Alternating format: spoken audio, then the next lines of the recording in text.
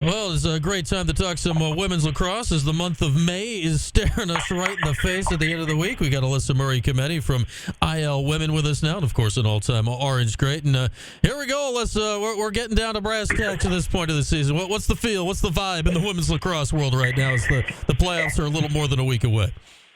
Yeah, it's been a crazy season so far. I think anyone that's followed, it just feels like it's really anyone's season. There's been upsets pretty much every weekend throughout the season, and it's unlike any other year that I can remember. Yeah, we look at it here, and obviously Northwestern has been number one a decent chunk of the season, but the top 10 has been churning kind of all around them this year. And again, with Syracuse here this last week, they were looking like maybe a couple weeks ago setting themselves up to be the biggest challenger to Northwestern. Then the roadblock that is Boston College has presented itself a few times. What do you make of this thing with Cuse and BC? We saw it in the regular season. We saw it Sunday in the ACC tournament. What's going on right now with Syracuse not being able to get over this Boston College hill at the moment? Yeah, I mean, I think, you could say that it's like a Boston College thing. I think it's just Boston College is a great program. They've shown it over the last several years. They've made something crazy. I want to say 6 or 7 straight national championship games. So, it's not just Syracuse that can't beat Boston College. It's a lot of teams out there. So, I think Syracuse is right up there with the top. They played BC to overtime, and with Boston College having 3 losses on the season, I think they've received some criticism of just that they weren't necessarily playing up to their potential in some of those moments with the number of really highly talented and roster they have with players that have really that are super talented and have garnered a lot of awards throughout their careers. So, to me, it's just you just expect Boston College to be playing their best at the end of the season.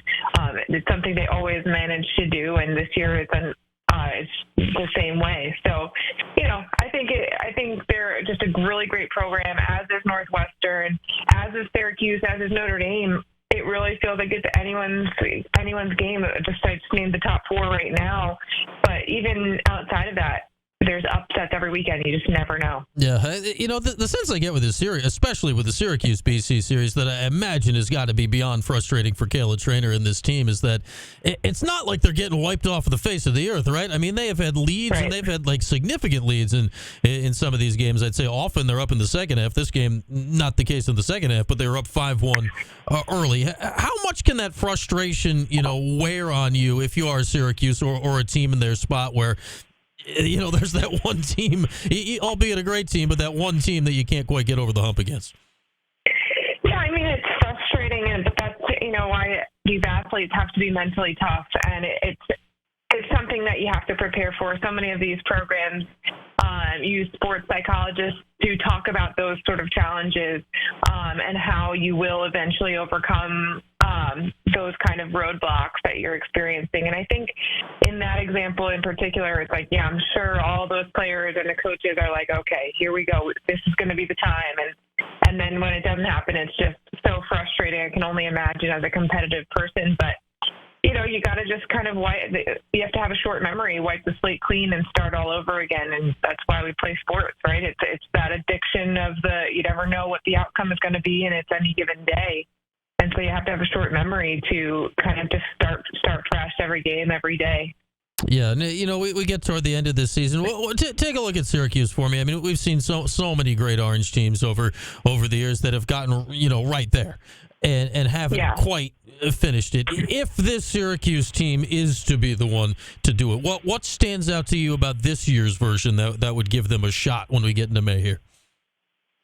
Yeah, I think it's a really unique team. I think they're very balanced, and when you put them side by side with a team like Northwestern, who's got Izzy Skane and Erin Kuykendall leading the way, obviously Emma Tyrell, Emma Ward, Olivia Adamson, those are extremely talented attackers, but they're talked about less coming into the year. I think it's pretty fair to say. Everyone's talking about Izzy Skane and Erin Kuykendall and Madison Taylor, or there's plenty of attackers that have been talked about.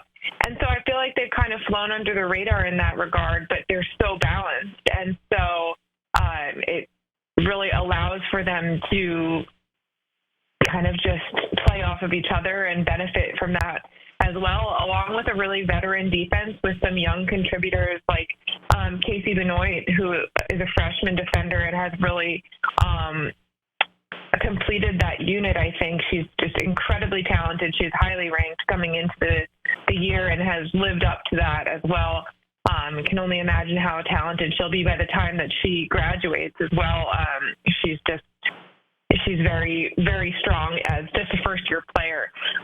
So I think they're just very balanced across the field, and so that really benefits them. Yeah. And obviously, Kate Mashevsky is just coming on really strong at the end of the season, and that is huge for them. Yeah, that's the exact name, Alyssa, that I was going to mention next, because it throws you looking at the loss to BC on Sunday, right? Because Mashevsky was dominant at the draw control circle. She won like way more than BC won, and still the Orange lost that game. If you're looking for, like, I guess an X factor right this time of year, could it be somebody like Mashevsky if the Orange get in these matchups and she can control possession for them?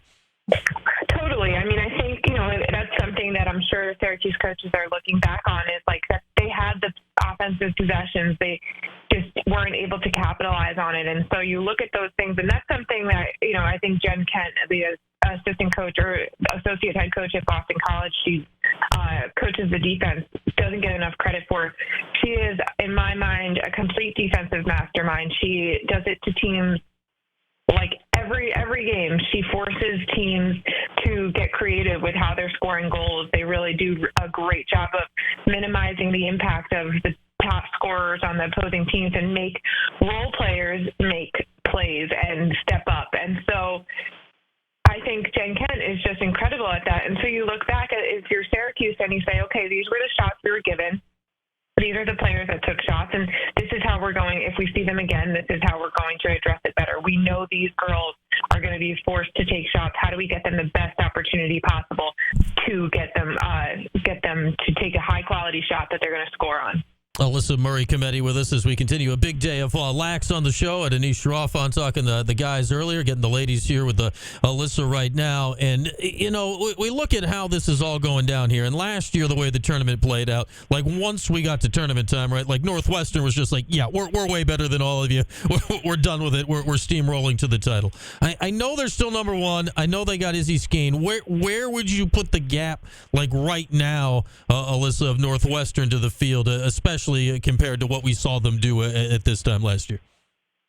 Well, their last loss was March 22nd. I think their only loss last year was in the second week it was in the first week against Syracuse. So, I'm looking at the game that they played this year was February 10th, so I imagine it was right around there, or roughly.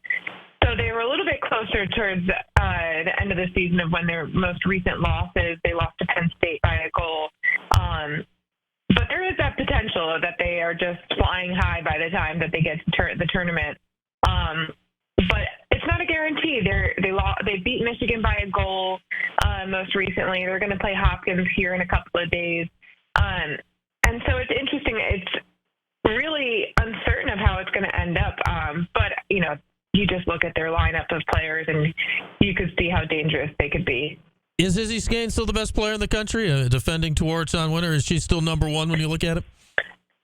Madison Taylor, the sophomore attacker, is having a great year. She's got 83 points. So is Erin Kuykendall. She leads their team with assists.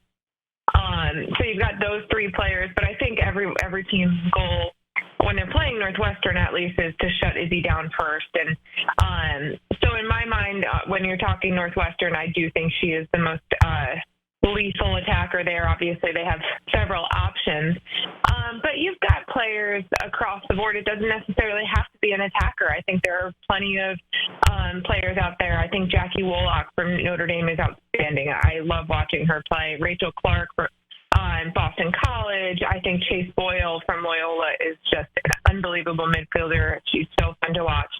I'm missing players as we're going through, but there's so much talent. And I just, this year I'm sure we will have, it's always the point scorers that usually get named, but I wouldn't be surprised if there's a defender mixed in there or a couple midfielders as well. All right. Every now and again, you do see that with the Tour-a-ton finalists, so something to keep an eye on here is that info will be dropping here within a couple of weeks, I would imagine, as it normally does. We have Alyssa Murray-Cometti with us. We're talking a little women's lax today. And you mentioned earlier, Alyssa, that, hey, Michigan gave Northwestern a game. I'm looking at the top 20 today, and, there's a lot of, Northwestern and BC and Syracuse and Notre Dame, and it's, Virginia, and it's a lot of Maryland. There's a lot of the teams and names that It's like Michigan's hanging out here. What's the deal with Michigan? When did they get good toward the top end of the poll? And what kind of threat can they pose in the tournament this year?